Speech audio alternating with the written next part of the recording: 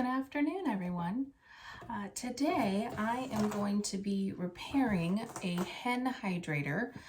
I'll be changing one of the poultry nipples on the bottom and replacing it with a new one. I was out doing winter preparations, and ordinarily we'll use these multi-gallon Hen Hydrators. We hang them in the coop, and then as the chickens come up, they peck at the little poultry nipple and they're able to get water that way. These are nice for us in the winter time because we can put a de-icer or a heater directly inside this bucket. The cord will come out and it attaches then to our electrical source. But as I was filling this one up the other day, I noticed that two of the drinkers just let the water just pour right out. So that's not very good for the space that they were in. It was actually in an indoor chicken coop as opposed to one of our mobile hen houses. So the floor got awful wet. So we definitely need to be able to repair that.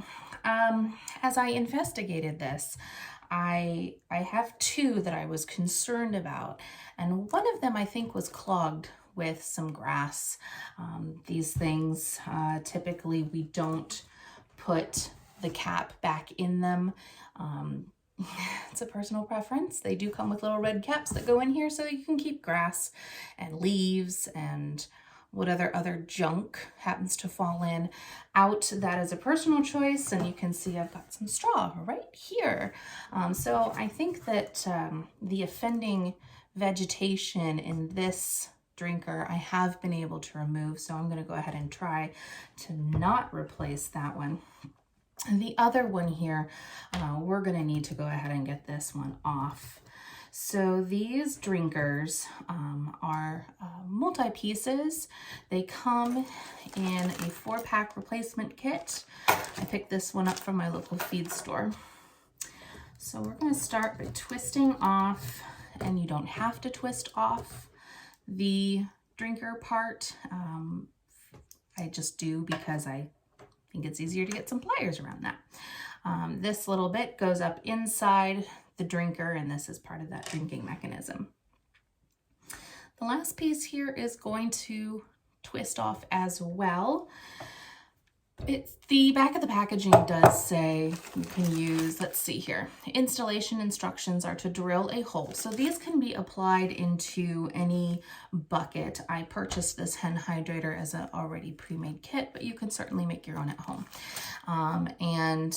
So the directions on the back of this are pretty easy. You drill a hole into the bottom of your bucket, and you thread the nipple into the hole manually and use a crescent wrench to tighten until seated. Someone in my household likes to borrow all of my tools and not put them back. So I wasn't able to find the exact tool that I needed in my toolbox because it is somewhere else on the property or in a vehicle that's also not mine. I'm going to make do with what I could find. Remember, righty-tighty, lefty-loosey.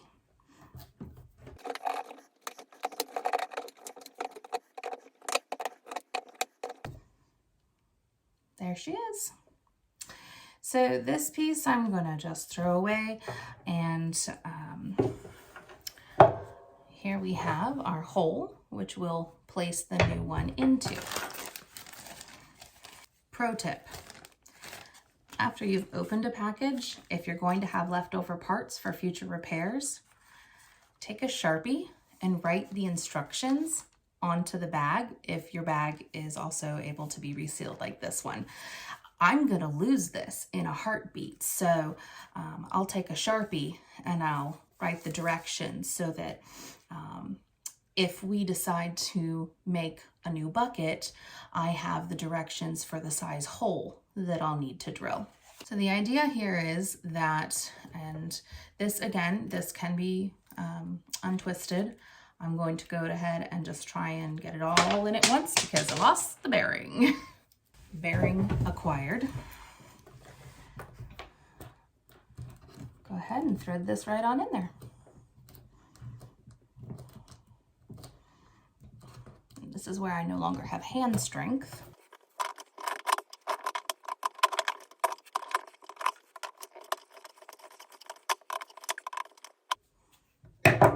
So a thing that I've noticed as I've tightened this on here is that the rubber seal, as I was tightening it with this, I noticed some bunching starting to occur on this upper edge. We'll see if we can correct that. It's important to double check that seal so that it's going to have a proper fitting and your water's not going to pour out around the base of the drinker. That would completely defeat the purpose of making this repair. I think it's time to go test. So here I have my Hen Hydrator. I put a couple inches of water in it, and by golly, we've done it. It looks like I've got a watertight seal here, and the other one that I was mildly concerned about is also holding water well, so I'm very hopeful that removing the vegetation has done the trick. Thanks for stopping in. Remember to like, share, and subscribe. We'll see you next time.